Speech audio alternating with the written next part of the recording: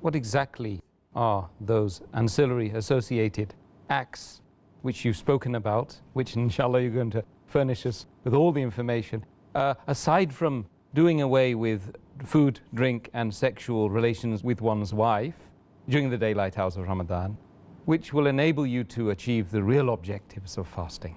In short, if you want the answer in one sentence, it is obeying the commandments of Allah and His Messenger. If you obey the commandment of Allah and His Rasul, all His commandments, then inshallah you will be following all the necessary things. In detail, there are hundreds. We listed the major ones just a couple of days back when we discussed the topic recommended and discouraged acts while fasting. And if you remember, we had discussed 32 points in the topic of recommended acts while fasting and about 29 points in acts which are discouraged while fasting. Both put together 61. And in all these days we have discussed more than 60 points which are recommended and discouraged. In short, if you follow the command of Allah subhanahu wa ta'ala and His Messenger, we are doing the associated things. In short, to mention, just to highlight a few more, a few which we have discussed earlier, our beloved Prophet Muhammad said, it's mentioned in Sahih Bukhari, volume number 3, in the book of fasting, hadith number 1901.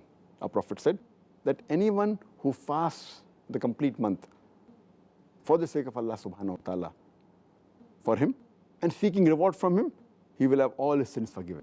So first thing is the intention, it should be for Allah subhanahu wa ta'ala. And we should do it to seek the reward of Allah subhanahu wa ta'ala.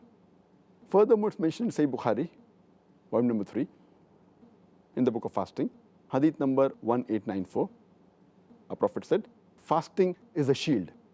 And the message is repeated in same Sahih Bukhari, volume 3, book of fasting, hadith number 1904, where our Prophet said, fasting is a shield. It will protect you from the hellfire and prevent you from sins.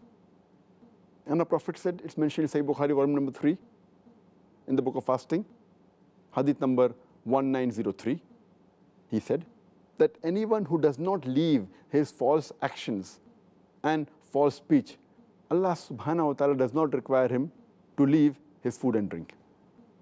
Here, in this hadith, the major activities which are associated are mentioned in this hadith.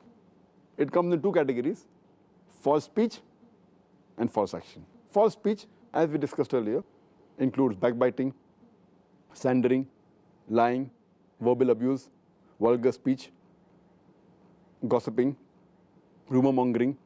In false action, we have things which people do very often in Ramadan, is listen to un-Islamic songs, listen to music, watch un-Islamic television programs, un-Islamic movies, read un-Islamic magazines, they go to un-Islamic websites, wastage, extravagance, all these come in this activity.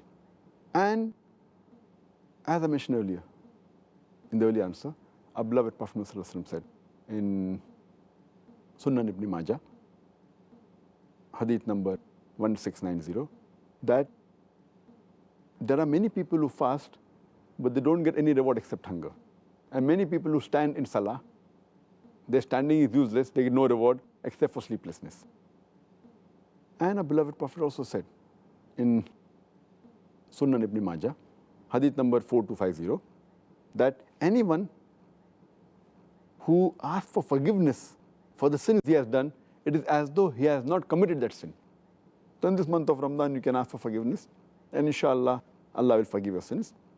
And it's mentioned in Musnad Ahmad, hadith number 6626, that two things will act as intercession for you, fasting and the Quran.